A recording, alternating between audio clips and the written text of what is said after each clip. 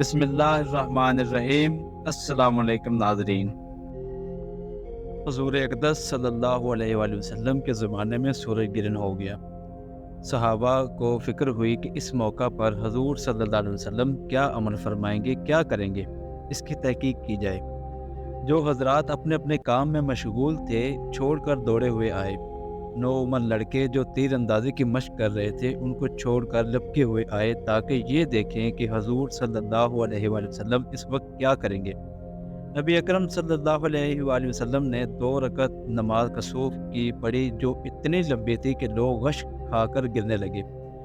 نماز میں نبی اکرم صلی اللہ علیہ وآلہ وسلم روتے تھے اور فرماتے تھے، اے رب، کیا آپ نے مجھ سے اس کا وعدہ نہیں فرما رکھا کہ آپ ان لوگوں کو میرے موجود ہوتے ہوئے عذاب نہ فرمائیں گے اور ایسی حالت میں بھی عذاب نہ فرمائیں گے کہ لوگ استغفار کرتے رہیں۔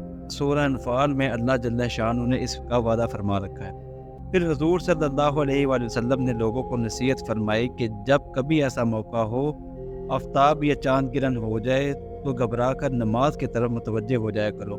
میں جو آخرت کے حالات دیکھتا ہوں اگر تم کو معلوم ہو جائیں تو تم ہنسنا کم کر دو اور رونے کی کثرت کر دو۔ جب کبھی ایسی حالت پیش آئے نماز پڑھو، دعا مانگو، صدقہ کرو۔